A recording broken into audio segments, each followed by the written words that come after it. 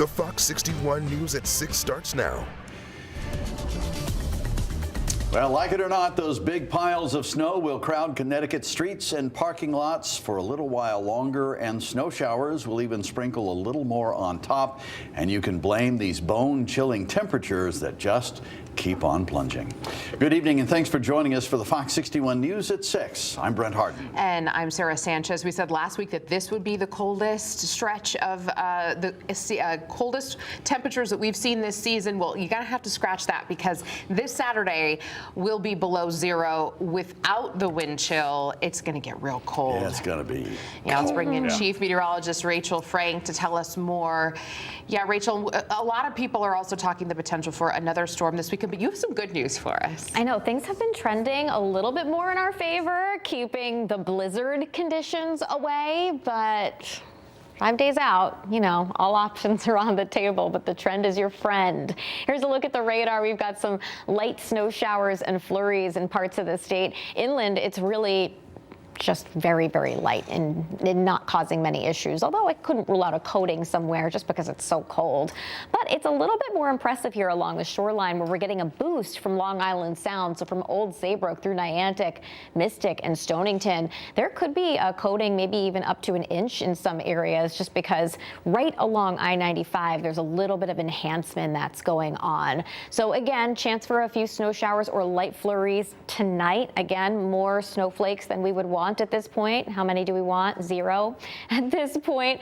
But we also have a weather impact alert in effect for the bitter cold. Every morning this week, wind chills will be below 0, temperatures will be near 0, and even below 0 for some as we head into Friday night and Saturday morning. So we just wanted to give you this heads up to bundle up, limit time outside if you can, or just make sure you're dressed appropriately for the cold, and then you're good to go. We'll talk more about that storm threat for this weekend coming up.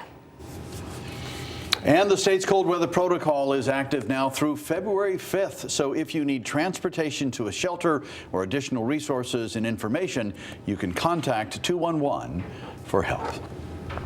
Well, the State Department of Transportation says the job is not done, as travel on some state roads remains difficult and some drivers are feeling the impact. Fox 61's Jamel Johnson talked to officials and drivers in Hartford about the cleanup efforts underway. The snow on the ground isn't going anywhere anytime soon. In fact, without the proper effort, it might get even tougher to travel. That's why crews are trying to get ahead of any more snowfall. More than 900 plow drivers and contractors hit the road during the snowstorm's peak. Josh Morgan with State DOT says even now, all hands remain on deck. That work continues with this much snow happening. We have people out today clearing down some of the snow piles, working on any residual slush. It is so cold that we're trying to get all this off the road, try to prevent any refreeze. Most snow can be pushed to the side or moved into a pile. But some roads require a lot more effort in a specialized place to put excess accumulation. And the overnight is large-scale snow removal operations. Think of some of those elevated highways on I-91 and I-84 in Hartford. There's no place to put that snow, so we're going to go out there with our trucks, our snow blowers, load up our vehicles, haul it off-site. These snow piles will be moved to snow storage centers. This is land owned by the state that's far from popular driving routes, where it's not going to impact travel in any way, and then it will melt as the weather warms up. While DOT works on highways and state roads, some city and town roads remain hard to travel. Ashley Moore is a mother from Suffield who planned on taking her kids sledding in the aftermath. The roads are clearer than how it is in Hartford, especially the north end. The north end, the roads are slushy, horrible. But the moment you reach over to that West Hartford line, the roads are more clearer in a way. And with a lot of this snow sticking around, it's making mothers like Moore rethink that sledding trip. But I'm second guessing because after pumping the gas, it is a little too cold. So we might just go to the library today because we've been stuck in the house for a couple of days. Wow. So. Josh Morgan says that DOT will have about 100 snowplow drivers trying to take some of those large portions of snow to those snow storage centers. And the bulk of that work will be happening when travel slows down on the roads. In Hartford, Jamel Johnson, Fox 61. Nearly 2 straight days of plowing, salting, and clearing made a big difference for drivers in Bloomfield. Today we visited some of the major roads and we heard from those drivers, and they say the town has made significant progress compared to some neighboring cities. Fox 61's Alicia Hercules shows us how public works crews tackled the storm and where some drivers say more work still needs to be done.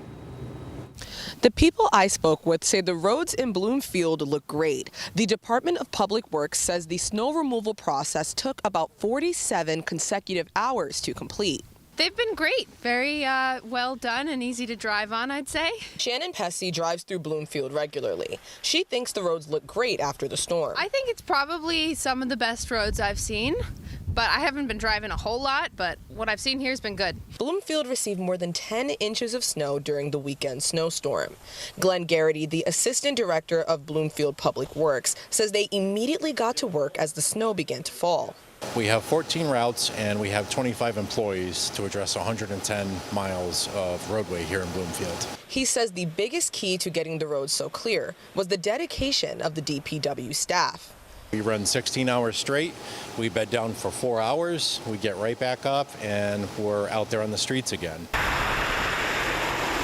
Adam Cloud lives in Hartford. He thinks the main roads just outside of the city in Bloomfield look great. I think I'd congratulate Bloomfield for doing a good job on the major streets and intersections. However, he hopes to see private property owners follow suit.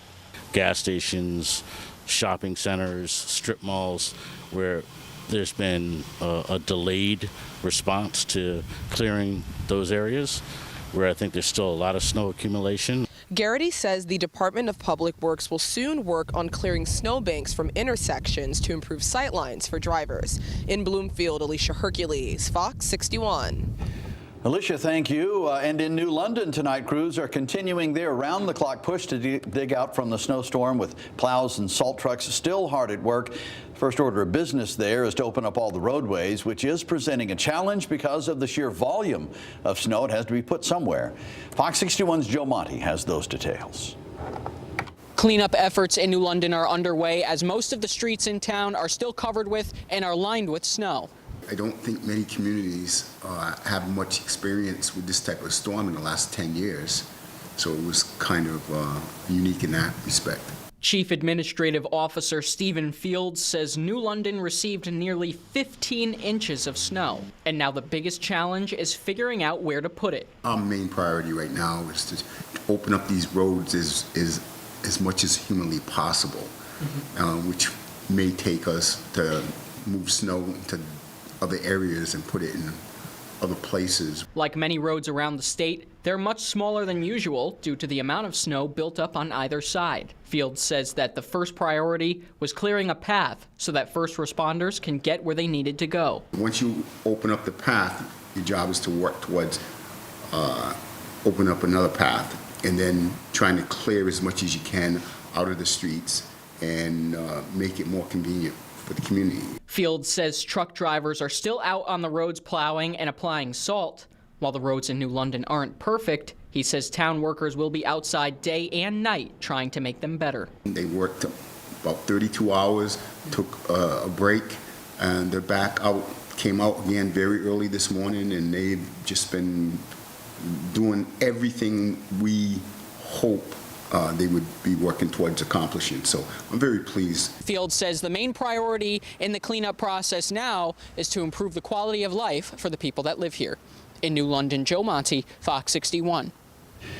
Joe, thank you. New here at 6, heads up New Haven. There's a time-sensitive update for downtown drivers starting in the next few hours. At 9 o'clock, in fact, there's an overnight parking ban, so crews can clear out snow and widen lanes and reopen some parking spots.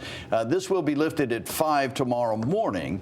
If you need somewhere to park for the night, there are free Yale after-hours lots and $3 garages available. As of this morning, 84% of flights are on time at Bradley International Airport. That's according to the Connecticut Airport Authority.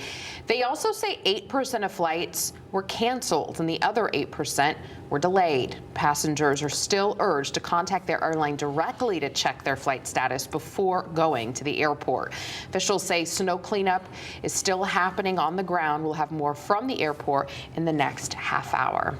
To stay up to date on everything you need to know while that snow cleanup continues, there's still a lot of it. You can download Fox 61 Plus on your smart TV and keep our weather impact radar with you 24/7. A Bloomfield woman died yesterday following a crash on I-91 in Enfield. State police say a car was pulled over for a previous crash when another car crashed into it from behind. The driver and passenger were taken to the hospital. Troopers say the passenger, identified as 38-year-old Sabria Hardy, later died. It's unclear what caused the collision. If you saw it happen or have any dash cam video, contact state police. And just confirmed a few minutes ago, a part of Route 44 in Norfolk is back open after being closed for most of the day today. The town's emergency management says a state DOT plow truck crashed into a pole and wires fell across the roadway this morning. There's no word on any injuries, and the road reopened at 5:30 this afternoon.